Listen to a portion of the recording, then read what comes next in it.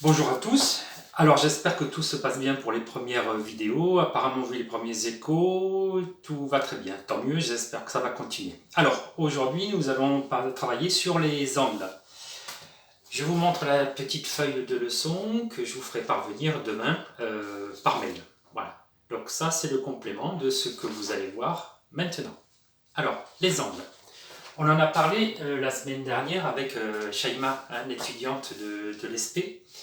Qu'est-ce qu'un angle?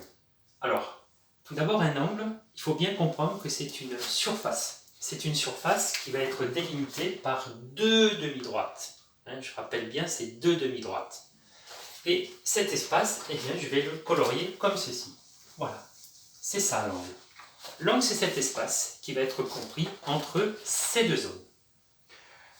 Si vous êtes dans le jardin, imaginez que vous êtes en train d'arroser l'herbe ou un gazon. Eh bien, vous allez, en déplaçant le jet d'eau, vous allez déterminer un angle, un espace qui va être arrosé. C'est ça un angle.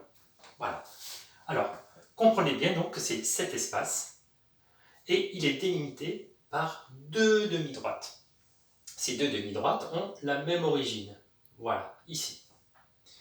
Alors, comment on va s'écrire cet angle? Comment allons-nous l'écrire? Eh bien, tout simplement, si je prends cet angle ici que je viens de faire, eh bien,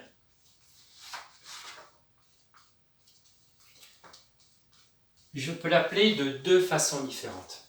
La première, eh bien, je vais l'appeler l'angle A. Et je fais un petit chapeau sur le A. Pour montrer en fait que A, ça va être le sommet de l'angle. Je peux également le nommer comme ceci. B, A, C. Avec le petit chapeau, toujours pour montrer que A est le sommet de l'angle. Et en fait, B et C vont indiquer que ce sont les côtés.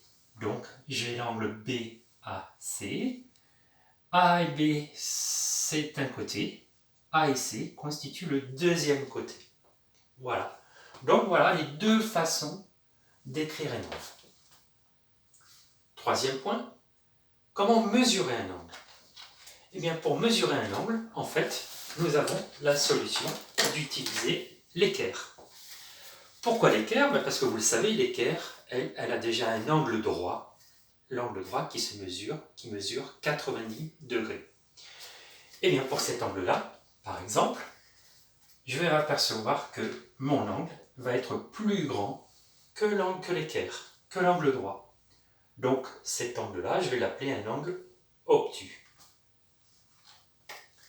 Cet angle-ci est plus petit que l'angle droit. Donc, je vais l'appeler un angle aigu. Vous avez remarqué qu'un angle, on va le mesurer à l'ouverture de ses côtés. Donc, plus l'angle est grand ouvert, plus l'angle est grand. Plus l'angle est resserré, plus l'angle est petit. À noter, je ne sais pas si vous voyez bien ici à la vidéo, là vous avez une espèce de droite. Et en fait, ce sont deux demi-droites, puisque la définition d'un angle, c'est deux demi-droites. Et là, on voit le point commun, l'origine commune de ces deux demi-droites, c'est qui nous donne quelque chose de rectiligne. Voilà. Alors, comment les reconnaître, ces angles? Eh bien, là, je vous ai colorié cette zone-là. En fait, sachez qu'en fait, il y a deux possibilités.